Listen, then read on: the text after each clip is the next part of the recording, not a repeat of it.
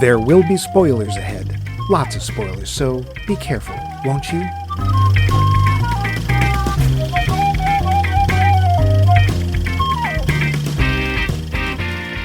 Welcome back to Max Mike Movies. We are finally back to our series, Directors in Short Pants. We keep getting interrupted by those pesky summer blockbusters. But summer's over, and we're not.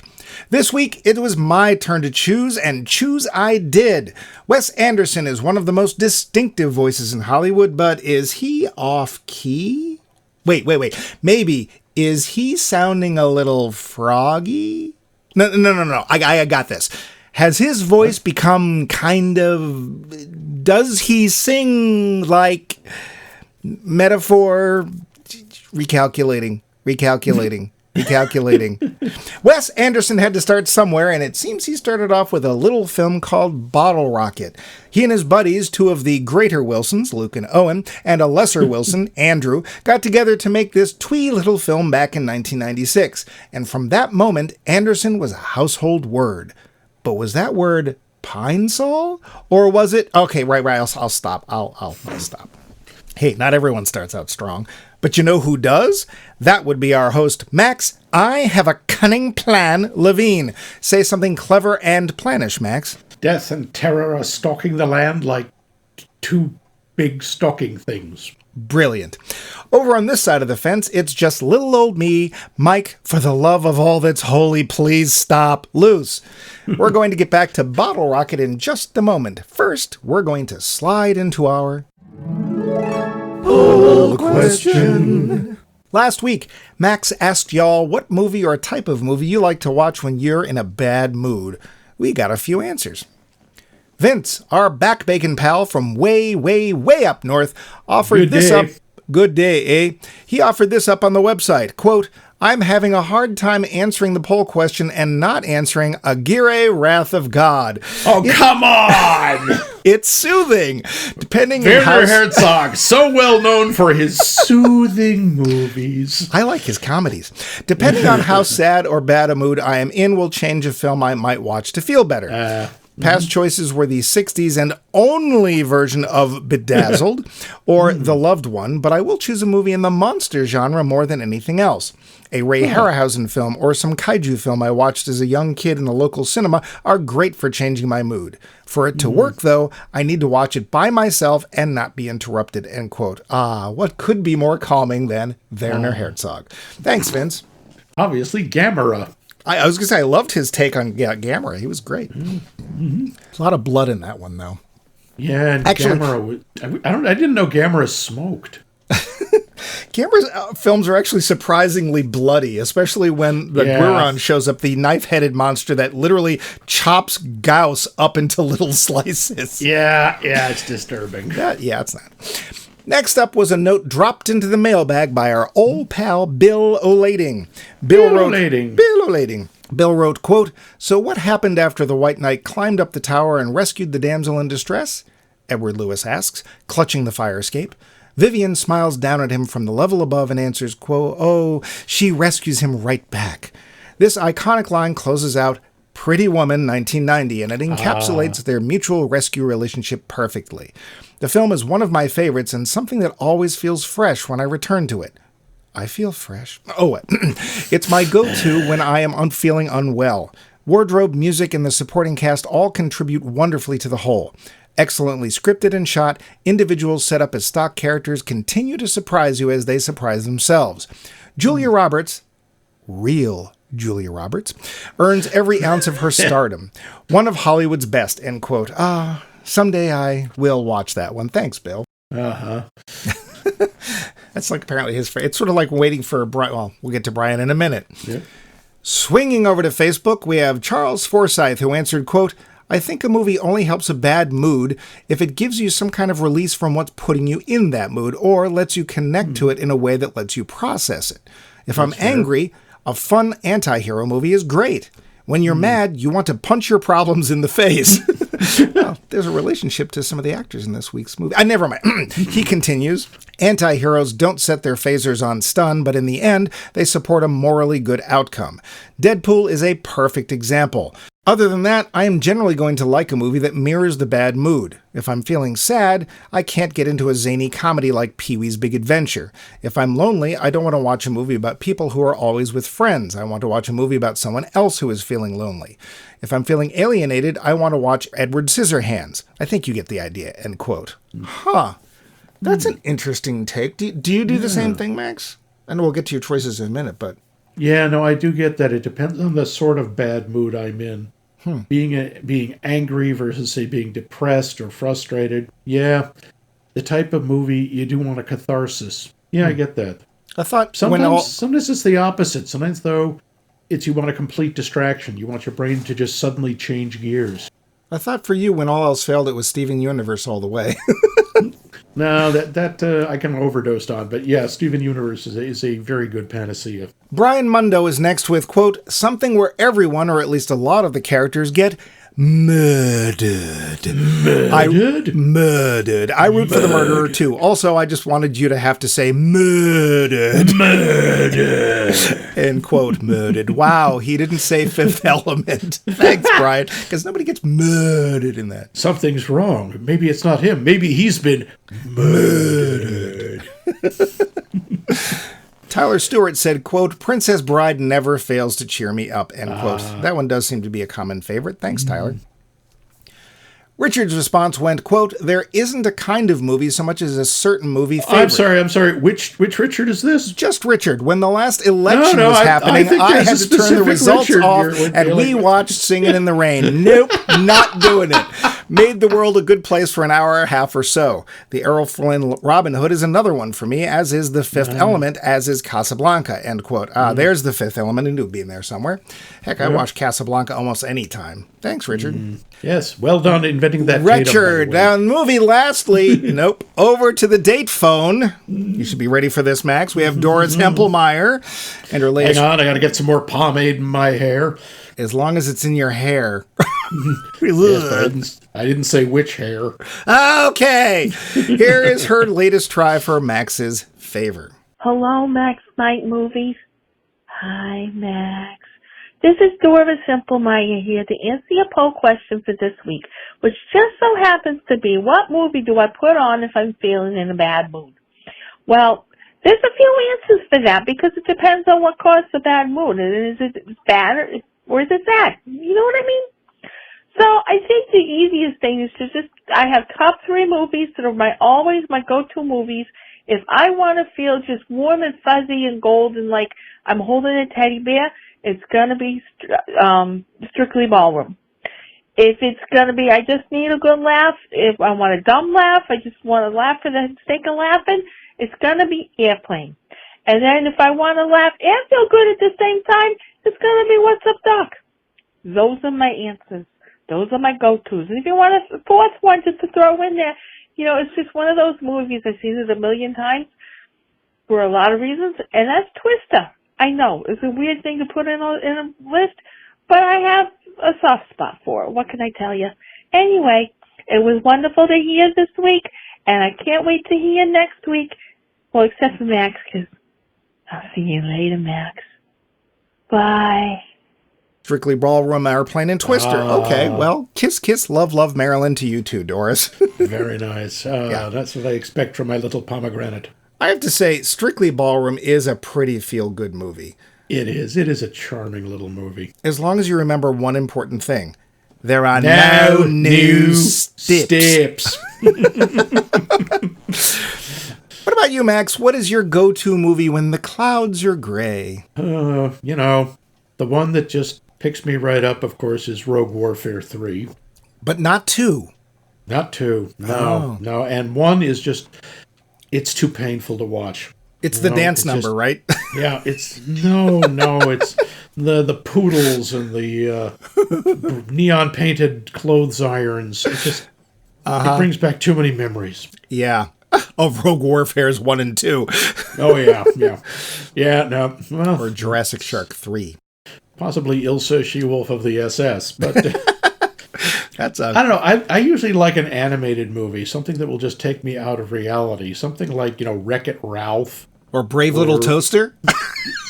No, that one's a grim movie, quite honestly. One of the most, you'll never throw anything away again if you want the brave little toaster. My God. It's like forget what Toy Story makes you think about giving away your toys. Yikes. Yeah, it's like this pro-hoarding film. It's a really, I don't know, I was so depressed at the end of that film.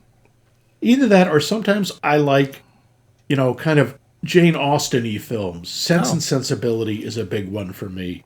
I just like, I love watching people getting upset over someone using the wrong fork at dinner, or this person smiling at you at the wrong angle becoming the great conflict. Yeah, and just watching, nice clothes and thinking, wow, those houses would be really nice if they had central air. They do have central air. You open the windows on one side and you open the windows on the other. There you go. There you go. What about you? What movie gives you the warm fuzzies when you need them? I tend to go, honestly, the number one thing I look for is films that show people being happy. Like people being made or making themselves happy. There's something, as I get older, I tend towards that kind of thing. There's a couple of older films that I really like. Desk Set, which is a Tracy and Hepburn film my mom used to love. I don't know what it is about that film. It made me really want to work in an office when I was a kid. It's like, they're having such fun. And look at the Christmas party. Everyone's drunk. That looks great. Let's do that. And then you find the evil of computers. Well, it's funny how it's like, oh no, this isn't going to replace you. Yes, it is. So things like that. Casablanca I'll watch anytime, honestly. Yeah. Singing in the Rain, I will agree with Richard, who said that too. It's like, it's just such a fun film, and it really does take you away. I am not work the way that Charles works. I can't watch a film that's depicting the thing I'm feeling bad about. It just makes me feel worst. Yeah. But that's fine. Whatever makes you happy is great. You know what makes us happy is you giving us answers, and we love them, so thank you very much for those. You inspire us to ask another question. You complete us. You complete me. Bleep you. F you. Another deeper. What actor, male or female, for me that term is, it doesn't matter what you are. What actor, male or female, have you turned your back on? Who has done something either on or off the screen that has made you just say, no more? Let us know and we'll spout your wisdom to the stars. But for the moment... Spout, let it all out. I had a hot dog with too much sauerkraut. Thank you, Weird Max. But for the moment, let's get back to our film Bottle Rocket and... The facts. This is Wes Anderson's first. Let's see how he did. Budget, $5 million. Well, that's pretty modest. Yeah, I bet I know whose salary most of that went to. Yeah, probably not at that time. Take $560,000. That's even more modest. It might have something to do with it only being shown in 49 theaters. Ouch. Yeah. Oh, I think. Ow. Max, I think you meant ouch. Oh, yeah. Ow. Wow. Speaking of which. Crazy. Owen Wilson, who co-wrote this movie, was devastated with the response to it and seriously considered giving up acting and enlisting in the Marines. Well. Well. Sorry, every time I do Owen Wilson, I start sliding right into Peter Lorre. You know? Wow, Rick, you despise me. I probably would if I gave you half a thought. Yeah. Speaking of Owen and his brothers Luke and Andrew, this is their feature film debut. Yay! Wow. Yeah. Wow. So this movie is responsible for them.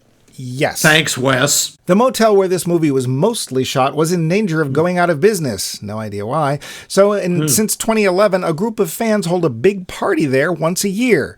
That was more successful than the film as it has heightened business for the threatened motel. Okay, nice. Executive producer James L. Brooks' name might sound familiar. Simpsons did it. I mean, that's one of many things. He's done a ton in the entertainment industry. He's done everything. Yep. Notably being one of the names behind The Mary Tyler Moore Show and Rhoda. What the heck kind of name is Dignan? Well, it's the last name of Anderson and Wilson friend Stephen Dignan, who appears in this film as Rob. No, not Bob. Oh, Rob. Oh, Mr. Grant. But if you notice, it's also Nangid backwards. Think about it. I won't. Interestingly, Martin Scorsese names this as one of his top 10 films of the 90s. What? That's what it said. Okay, this really doesn't seem like a Scorsese film. No. There's barely any blood. Oh, there's a little shooting in it. Yeah. Well, there's one shot fired, I think, in the entire film. I don't think anybody gets hit. But yeah, Applejack gets hit. No, he doesn't. He's having a heart attack. Oh, I thought he actually got hit. No, if you watch him, there's no blood on him anywhere. Well, I thought that was just a Wes Anderson thing because he doesn't like blood, but whatever. You didn't notice Luke Wilson's nose spurting blood when he gets hit? Yeah, I guess there was that. They didn't show it spurting enough. Oops. When it was shown at a test screening, this movie rated the worst in Columbia Pictures history up till that point. Ow. Oops. Ooh, ow. Believe it or not, Owen Wilson, though co-writer, was not originally going to appear in the film. Sure. You might say, hey, you do realize that the name Bob Mapplethorpe carries a certain baggage with it, don't you? I was wondering about that, yeah. Well, it seems they did, and you can see the connection. I mean, can't you? What? No? Me neither. Does he ever look at a camera? Not gay. I mean, he's being filmed by one, I guess. Does that I don't even think he makes a fist. Oops! Sorry. Ooh, ah! Oh, God. Can you make it talk? Anyway. Ah! Stop it! It wasn't a very heavy trivia week, so here's a little about Wes Anderson himself. Like another of the directors we've talked about in this series, Richard Linklater, Wes Anderson was born in Texas. Yeah. He used his own high school as the setting for his second film, Rushmore. He must have liked it. See our entire episode on Rushmore. See our entire episode on Richard Linklater. Like Spielberg and, well, honestly, a lot of people, he started making films when he was a kid on a Super 8 camera. Heck, I did. Well, no, mine was regular 8, but same difference. In college, he met the Wilson boys, who would often show up in his movies later on. Yeah, boy, do they ever. Yep. It was Rushmore that kind of restarted Bill Murray's career. Murray would appear in many of Anderson's films after that. Oh, yeah. And there's probably all sorts of Hollywood dirt, but that's not what we're here for. Unless you have something, Max? Yeah, how the hell did he get Gene Hackman? He asked. I mean, that's where I figure the budget went. You know, let's say $5 million, so Gene gets $4.5 million, and we make I think you mean James Caan. Same thing. And not at all.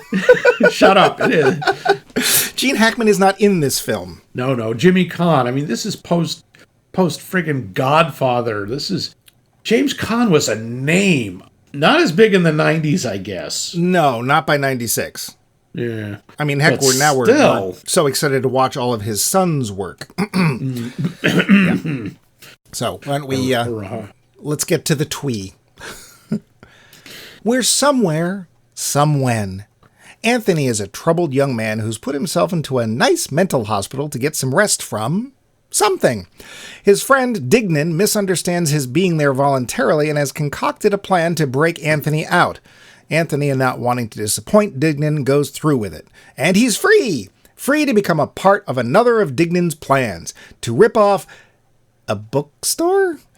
This is just the first step in a lifelong set of steps that Dignan has carefully set down in a notebook and which will decide and define the rest of their lives. They need a third, so con their friend Bob into being their driver as he's the only one with a car. Bob is itching to get out from under his brother, Future Man, who has been bullying him since they were kids. So, with their careful plan laid out, the three rip off the bookstore, much to the confusion of the employees of said bookstore. Worried that their status with the local cops, they flee town and hole up in a motel, which is also somewhere and somewhen. There, Anthony starts to fall in love with Inez, a housekeeping worker. While there, Bob learns that his brother has been picked up by the cops because of the pot plants that Bob has been growing in the backyard. So he flees to go save his brother. Through a mistranslation, Anthony thinks that Inez doesn't love him and certainly can't go with him when he and Dignan have to go back and face the music. They steal another car, which was probably just left by the side of the road, and catch up with Bob. But there's strife between Dignan and Anthony. The fellowship is thrown asunder until Dignan has hooked up with a local thief and his gang and has a plan for a bigger heist. This time, nothing can go wrong. Except everything does. Dignan ends up in prison, Anthony finds out that Inez does love him, and Bob does whatever it is Bob does, the end. The film. Usual question, Max. Had you seen this before?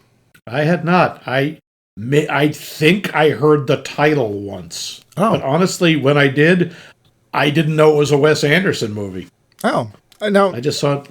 I'm saying, in general, pro or con for Wes Anderson? I used to really like him. I'm getting a little tired of him because all his movies, it's like, okay, how cute and weird can I be in this one? It's like, I gotta give he feels like Krusty the Clown. You know, he's, okay, hey, look, I'm doing the same crap I've been doing for 70 years. La, la, la, la. He feels like almost a parody of himself now. But he's done a bunch of movies I really like. Grand Budapest Hotel's terrific. Isle of Dogs I really like. The Royal Tenenbaums has bad associations for me, so I can't really go with that one. But he's done a ton that I really enjoy. Moonrise Kingdom's terrific. Did you ever see Life Aquatic? No, I've never seen that, and I keep meaning to because, it's Bill Murray, Willem Dafoe, and it's basically sort of about, a parody of Jacques Cousteau. It's the sort of thing I should love. I've never watched it. Yeah, me neither. Yeah, maybe someday. Maybe we'll do a whole Wes Anderson series. I don't know. How about you? I mean, I know you really like Wes Anderson. I appreciate, I saw Rushmore before I knew who Wes Anderson was. Our mutual friend Libby and I think her friend Setsuko watched it on video when it came out, and it was just quirky and interesting enough without being overboard. I had to be dragged to basically sit down and watch Fantastic Mr. Fox, which was, for some reason I was just not interested in seeing the film, and my buddy the Wheeze made me sit and watch it, and it's really good. Yeah. And that one's animation. I almost think he works better in a way in animation because you're expecting it to be kind of twee and quirky anyway. His style really works both in Fantastic Mr. Fox and in Isle of Dogs. Yeah, I really liked Grand Budapest Hotel. I'm trying to think what else of his. I didn't like Royal Tenenbaums, but that's, again, there's too much Wilson and too much Ben Stiller, so didn't care for that. And Asteroid City, up till that point, to me, was as most concentrated Wes Anderson as I'd ever seen, and I thought it was quirky and fun. I enjoyed it. So, but we had one of our listeners, or just answerers, a couple of weeks ago when we were asking about directors you can't stand, mentioned Wes Anderson, and he said specifically because he'd become a parody of himself. I think it was Aaron Perez, don't quote me on that, but... And I can see that. You can get to a point where you've got nowhere to go. The only growth you've had is in the concentration of your style. And I haven't seen his latest one. It just came out, I think, last month. Yeah. But I have a feeling if it's even more concentrated than Astro City, somebody come out wearing plaid. As we have hit peak Wes Anderson with this movie. He did do that Short Sugar something on Netflix with Benedict Cumberbatch. Yes. That was Secret really cool. Life of Henry Sugar. That was good.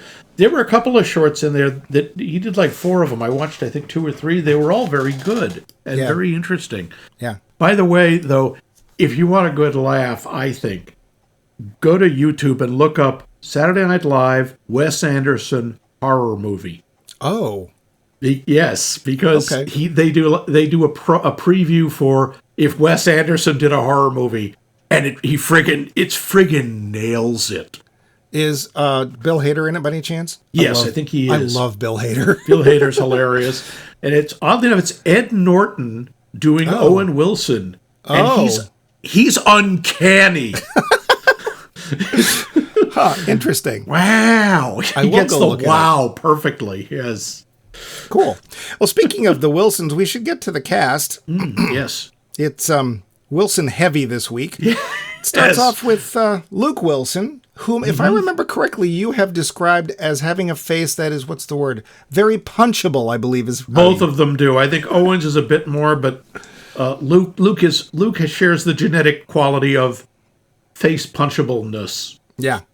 But how do you think... I believe it's facious punchousness or something. I think you just made that up. But what do you think of him in this film? Oddly enough, I think the part really fits him.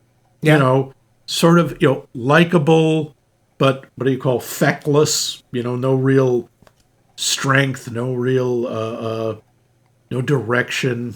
Otne ute eitbre. I don't know about that. He doesn't seem stupid, unlike other characters we'll get to. Yeah. It's just he doesn't know anything, and he doesn't really.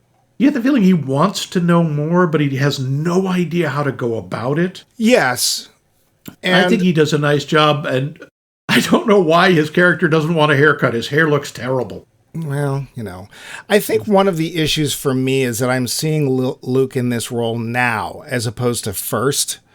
Because he was in that 70s show as basically that annoying guy you really want to punch. He was Yeah, he showed up as somebody I think he was going out with. Who's the long redhead that Donna is the character. Topher Grace was going at. Yeah, I think he was a rival for Topher Grace, and I liked Topher Grace. And Luke Wilson's character was supposed to be a dink. So, he can't. He always seems like he thinks he's cooler and more handsome than he actually is to me. But he fits the twee bill here just fine. Yeah.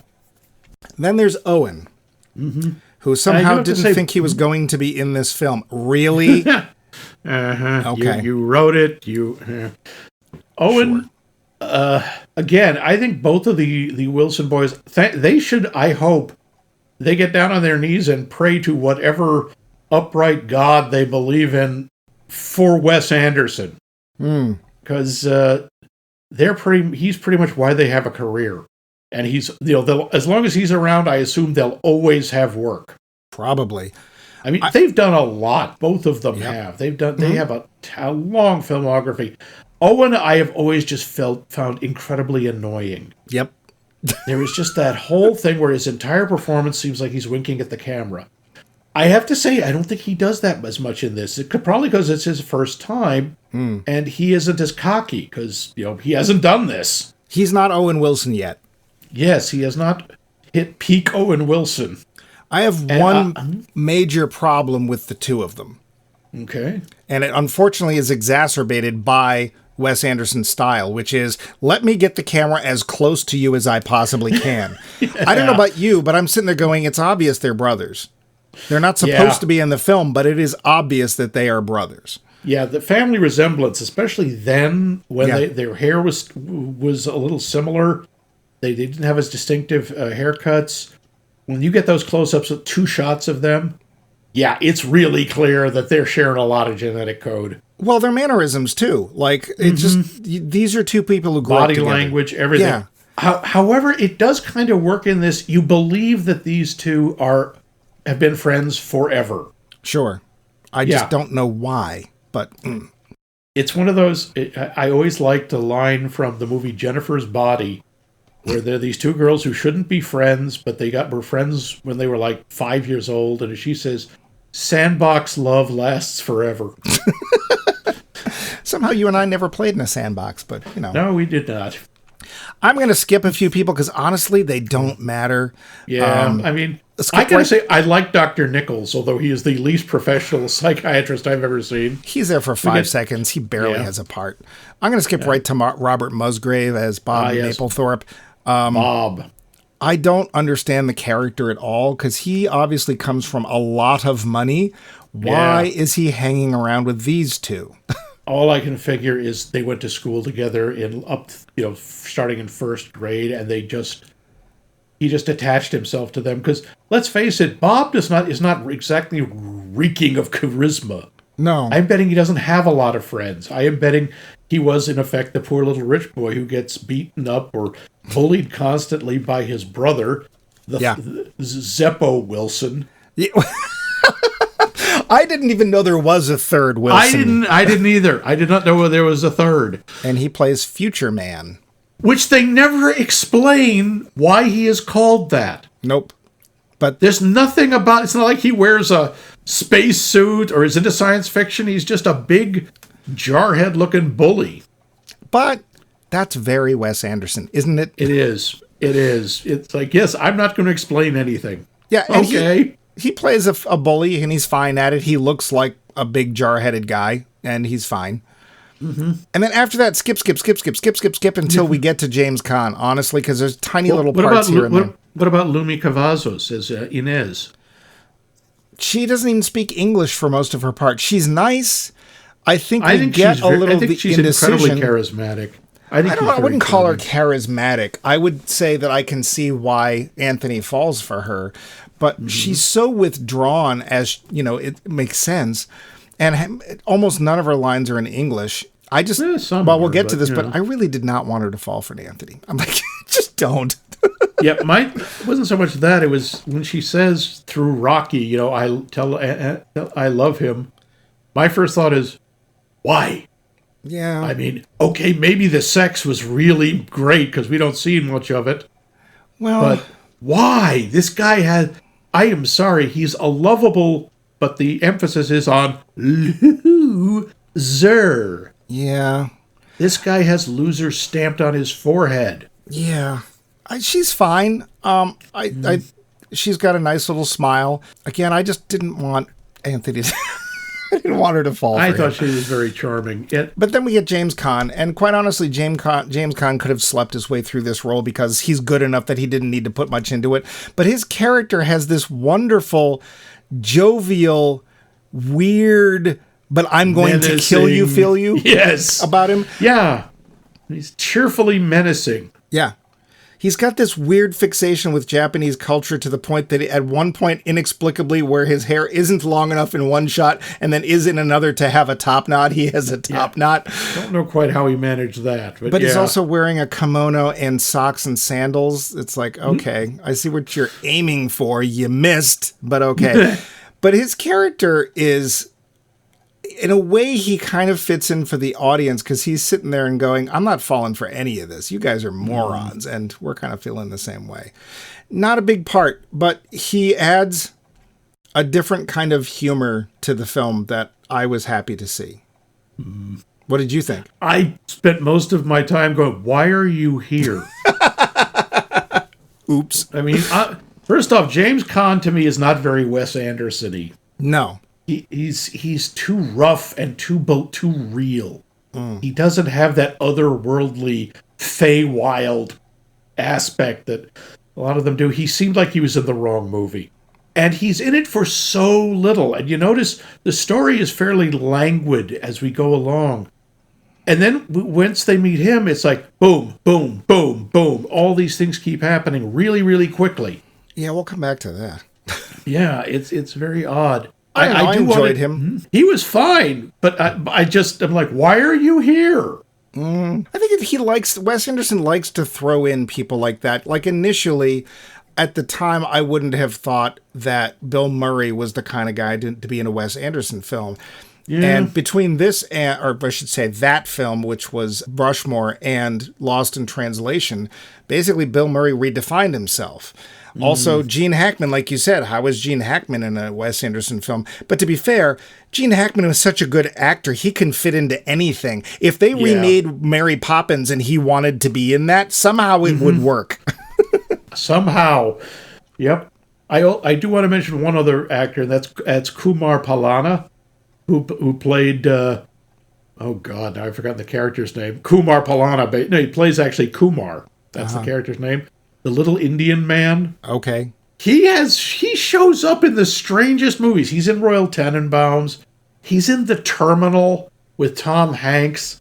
And he has this odd sense of, I have wandered here from another dimension, and I don't know what's going on. The dimension of Anderson. I've always found him to be really, whatever he's in, you just know him. He has only been in like a couple dozen movies, but he always stands out to me. Sure. He's there again for 30 seconds. He's barely there. But yeah, so the acting is Anderson-like, I would say. If you like the Wilsons, you'll probably like them in this. Sorry. Speaking of that, there's one of in the openings few scenes. When I'm at first going, this does not seem very Wes Anderson-y, until they get to Grace. Okay. Shea Fowler, who plays the little sister, who for some reason is about 90 years younger than Anthony. Yeah. I mean, she's probably about 10 years younger, to be fair. I liked her, and I thought, okay, this is a Wes Anderson character. He loves the wise child. Yes, he loves the children. Acting like adults. Than no more than the adults around them do. Yeah. That was when I was like, okay, this is a Wes Anderson movie. The problem is, she shows up. And disappears. And basically has no bearing on the rest of the film. In fact, we know nothing about Anthony's background. Does he live in a nice house? I'm guessing that it can't be that bad because Grace is going to a Catholic school, which usually means you have to pay for that. And obviously they know Bob, who lives in a very nice house. But that connection is just, it felt tacked on to me. I didn't... Well, I think it's part of it is he's not supposed to have a lot of family connection, which is why I think he holds on to Dignan so tightly. Because somebody asks, so how are your parents doing? He goes, well, I think they're in Singapore. He doesn't even know where they are. Which, again, suggests money and makes you wonder, why is he doing all this dumb stuff? Why is he ripping off a bookstore? Why does he work? Why does he have to work on a paper route? Because it's twee. But yeah, she's fine, whatever. I mean, to be fair, there are people who come out of nowhere and their first effort is very much them. And while I think he will fine-tune some stuff, this film, to me, looked very much like a Wes Anderson film. Really? He loves his close-ups. Oh, boy. He takes that camera and he shoves it right in the faces of his actors. He shoots things from side view. Everything looks like a postcard. In fact, this film could almost have been told in postcards. But he didn't do what he ended up doing with those, which is all those jump cuts. He does some of them. He does it. One that really stood out was toward the end when they're doing the big heist. There was one smash cut, but he doesn't do a lot of them in this. I think he hadn't quite gotten that rhythm yet. Well, and the time moves very jerkily in this film. There's one point where they're literally in mid-conversation at night, and it cuts to daytime and literally the next line of the conversation. And it's as if no time has passed, except that we need to pass time, so he just does it. It's just a very Wes Anderson thing, and I found a little jarring. But I don't know if you noticed, but this is a very white film. Yes, there are a few Latino people in it. There's a couple black people. There are a couple, there they go. Yep, they're gone. They're all subservient. Most Wes Anderson movies are very white. Yeah. And they're all subservient roles. All of the people of color are in subservient roles. Yeah, they're all servants. They're all guards or something. Yeah. It's the 90s. I feel we can call him out for this. And I don't think it's changed all that much either. No, his movies tend to be very white. I mean, I think Danny Glover is in Royal Tenenbaums. And what does he play? He plays, the doorman or a butler or something? He plays a servant, yeah. And I can't, and off the top of my head, I'm sure there may be others, but off the top of my head, I can't think of any. Yeah, enough of that. We don't need that. We don't need somebody making white films for white people. There's plenty of people of color out there. Try something new and interesting.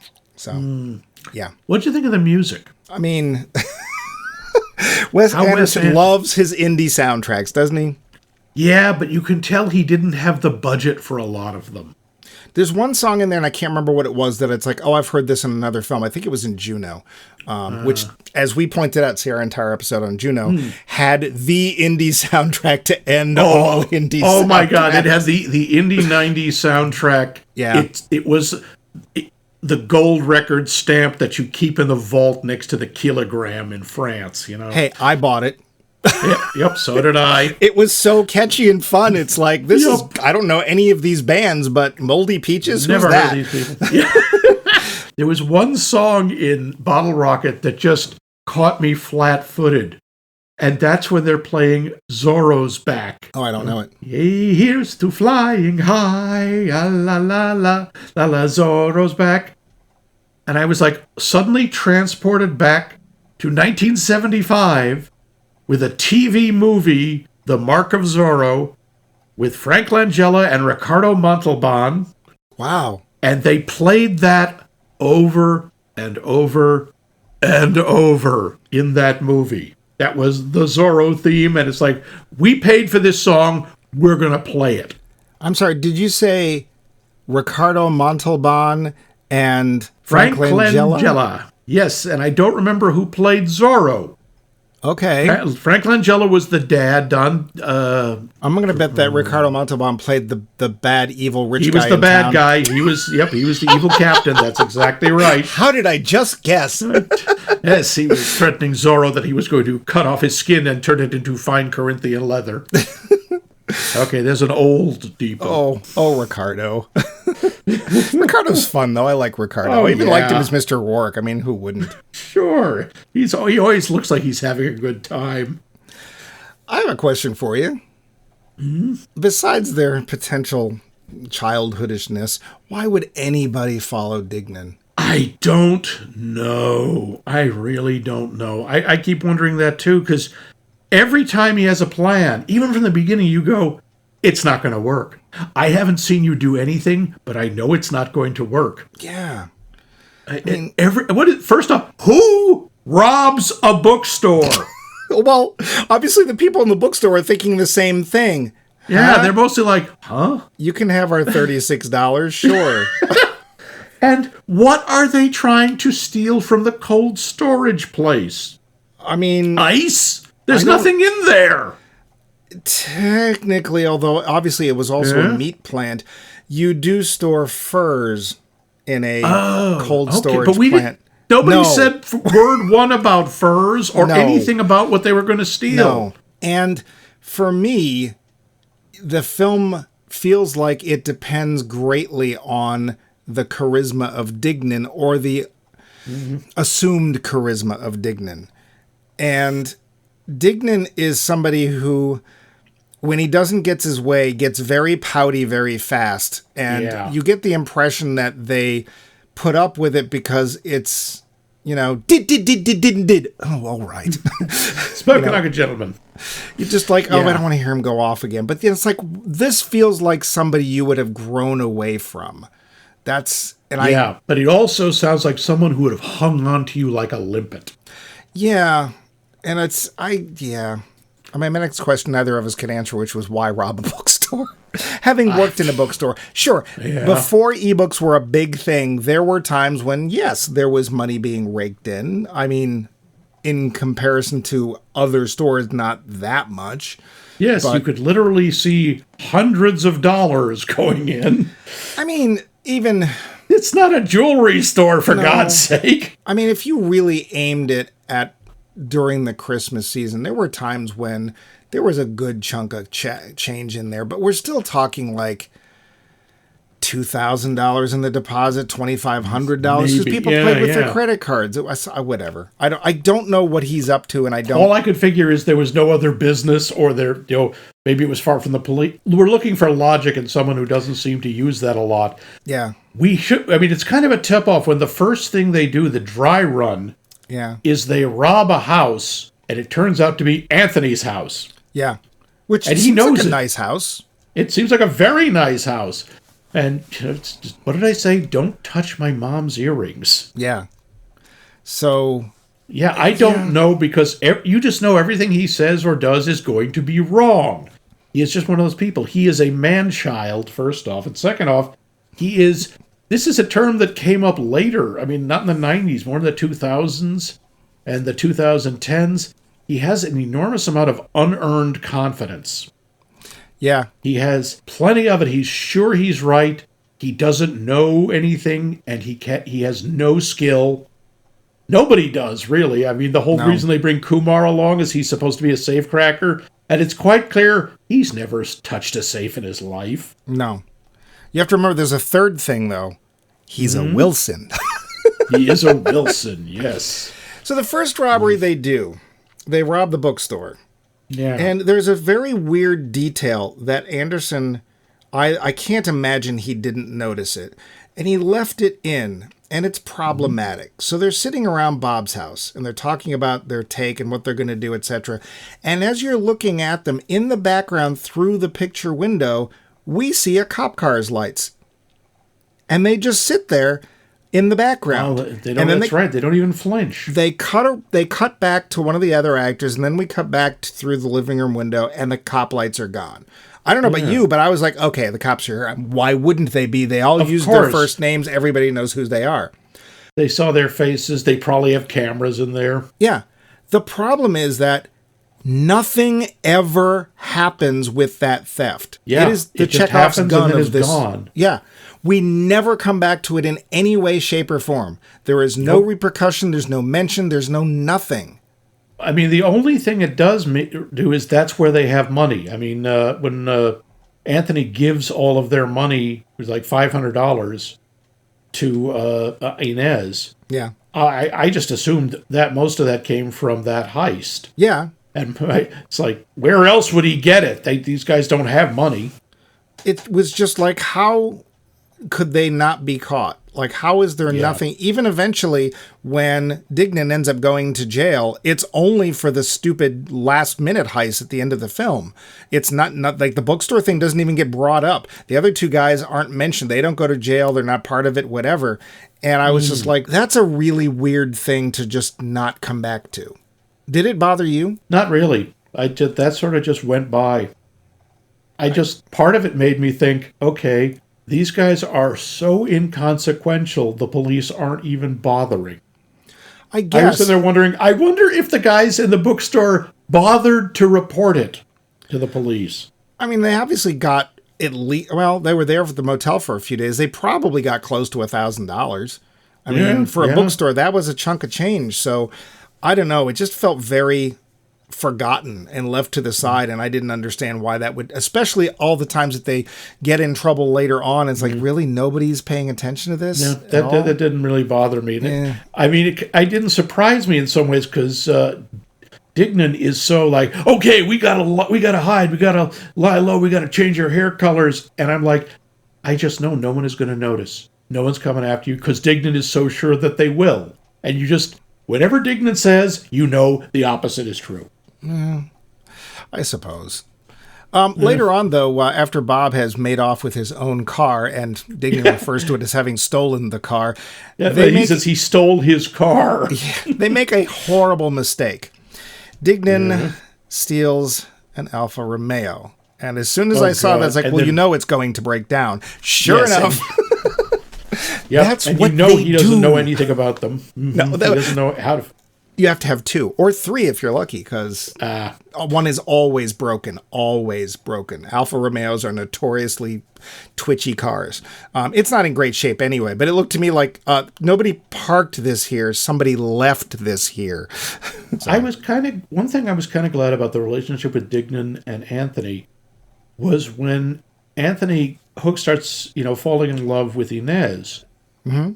Dignan is kind of jealous, but you're not entirely sure if I assume he's jealous because, his friend is paying attention to someone else. Right. He doesn't do anything awful about it.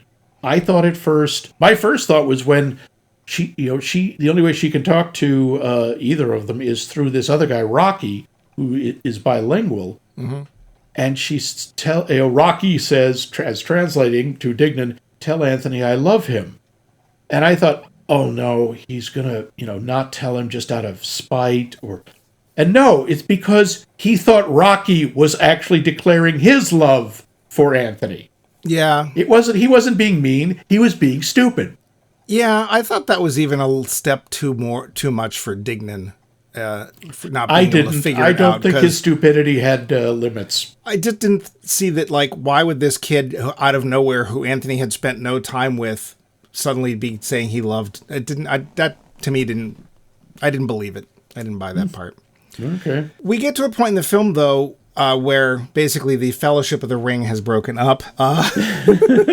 And suddenly there's this narration from Anthony about a letter from Grace. Yeah, he's right. The narration is he's writing a letter to Grace. Yeah, and it's a tonal shift. Mm. And to me, I thought it was marking the end of the movie. So did I. And I was like, that really felt like a closing piece. Like, okay, he's pulling his life together. I don't know. Dignan's God knows what and then suddenly, nope.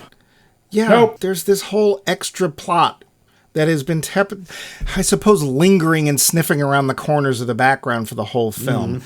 But basically, they get back together and go on this even dumber heist.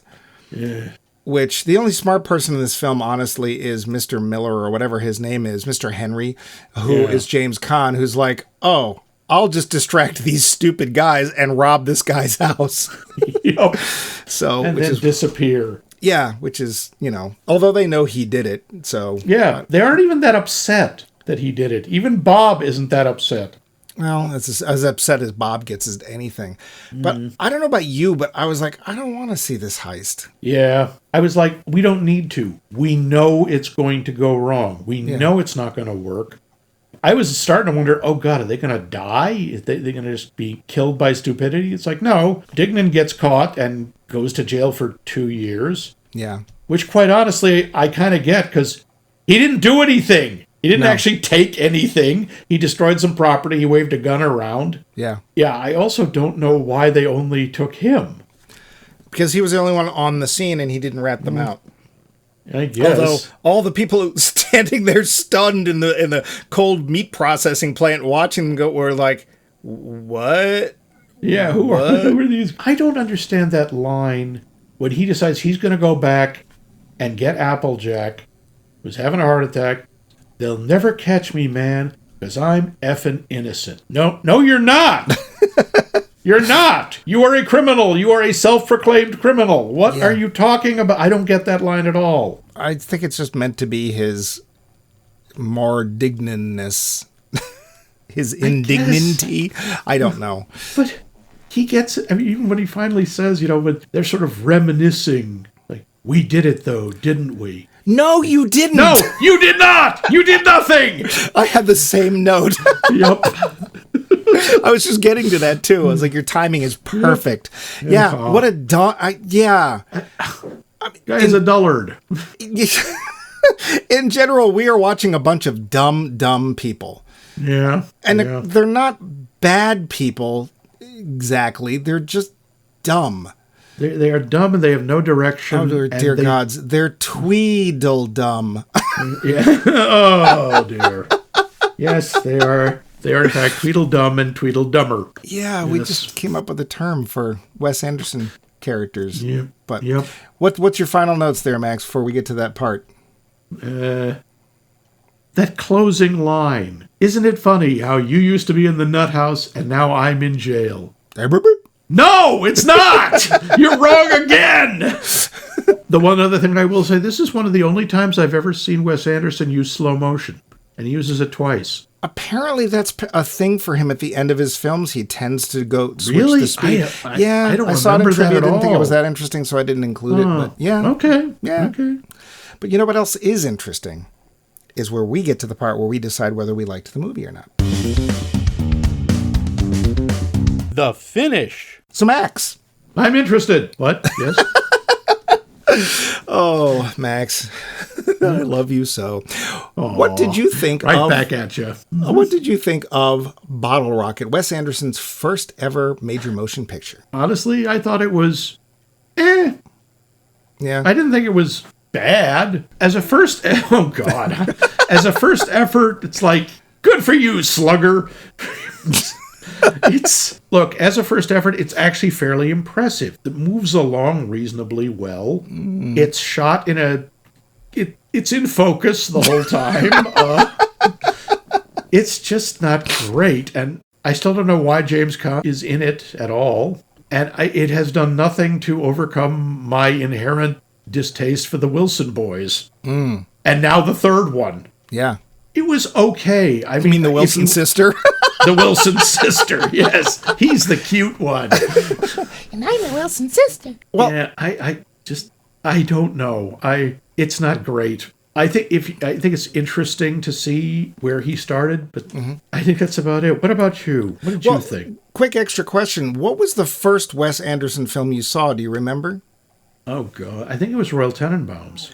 Did Royal Tenenbaums make you want to see more by this director? I can't answer that. I saw it the day I had gotten laid off from a job, So I have always associated it with negative stuff. Oh. So honestly, no. I don't remember. Someone convinced me to go see, I think it was Moonlight Kingdom. Okay. And I was like, okay, this is, all right, maybe I should give this guy a chance. Well, so this film wouldn't have either, you think? You wouldn't have said, well, this director's got something. No, I really don't think so. Okay. What was your first? My first was Rushmore. Wes Anderson. Oh, okay. And I liked Rushmore. Really? Right. I didn't even know it was Wes Anderson. Like, I just knew this film Rushmore, and it had the kid playing Max, Jason Schwartzman, I think is who it is.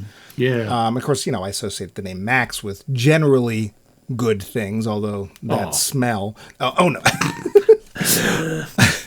So when I found out later that was the guy, I was like, oh yeah, I'd see more by this guy. Had I seen this first, though, probably not. I don't like the Wilsons either, and dear gods, their faces are filling the screen for so much of the film.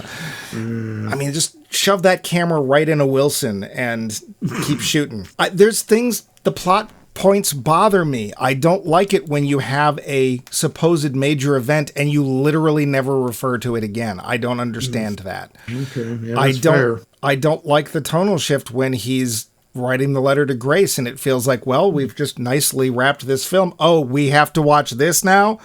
Yeah. And that, for me, that dragged. Like, up till then, the twee level was fine. Its frequency was fine. But after that, I was just like, I don't want to see this. We've seen them screw up before. They're going to screw up again. We know they are. It's going to be bad. So, okay, fine. I was not interested by that point. It was literally, I have to get through this for the show. It's not a bad movie, I don't think, either. I would agree with that. And I would say for a director coming out for his first film, there's a lot of competence here. There is a definite voice here, something we don't always see in directors. Even, well-respected ones, visually you don't instantly go, oh yeah, I know who shot this. With Wes Anderson, you always know who shot this film. Yeah. So I would say if you're like a Wes Anderson fan, and if you haven't seen this, you're fine.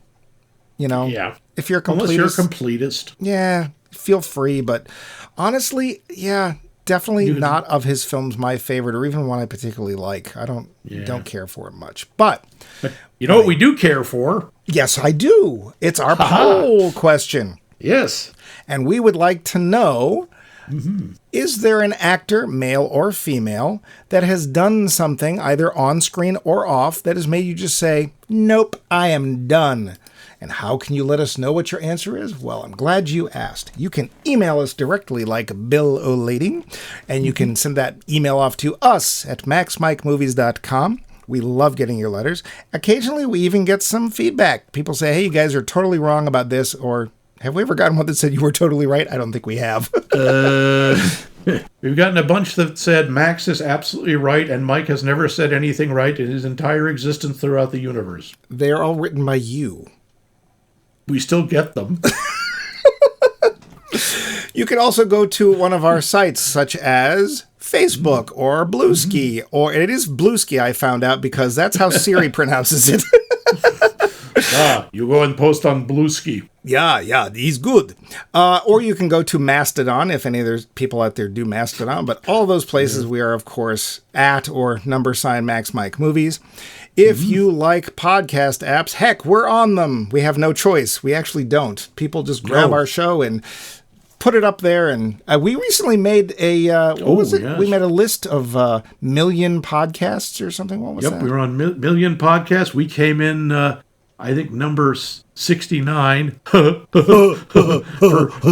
movie podcasts. Yep. And for some reason, number 14 for film noir. Well, there was that series. Yeah, one, but I guess there aren't a lot of them. I guess not. But go us. Go us. And there, we weren't going to, but now we've mentioned it on our podcast. We have mentioned it. Send us free things. Yes, lots of free gifts. So yes, you can find us on podcast apps of your choice. You can go to our website, maxmikemovies.com. All our episodes separate. Hey, if you're looking for a series to binge, they're all laid out. Max has laid them all out by series. You can search for films to see if we've reviewed them. A lot of people don't know that. And there you can answer the podcast. I'm sorry, not the podcast. You can answer the poll question. You can leave comments, give us ideas, etc., etc. And lastly, if you would like to win a date with Max, you can call us at 617-398-7266. Hang on. 617-398-7266. Right now, our one contestant for Win a Date with Max is Doris, so you'll have to Can we go fight back her. a little bit? No, I didn't agree to Win this. a date with Max. Speaking of dates, Max, what are we doing next week? We're still in Directors in Short Pants. What is our choice for next week? Well, we've been doing mostly dudes, so I thought we should give the ladies a chance. Ooh. Yes, so we are going to go... some people like their suicides with alcohol. Oh. But me, I like mine without. A virgin suicide. Okay, yes, that was a very tortured transition. Wow. You're not the only one who has trouble with it sometimes. Okay? Don't you judge me! Don't you judge me! I have to. It's my job. Yeah. We are going to talk about Sofia Coppola's first movie, The Virgin Suicides, which I'm sure will be a family-friendly, feel-good romp. Is it a musical? No. Okay. Well, It should be. I loved Lost in Translation. I really love that film, so maybe I'll love this one too. Maybe so. I have never seen this. I do not know. But we will know soon, and when we know, you'll know. So tune in next week for the Werner Herzog-esque Laugh Olympics, The Virgin Suicides.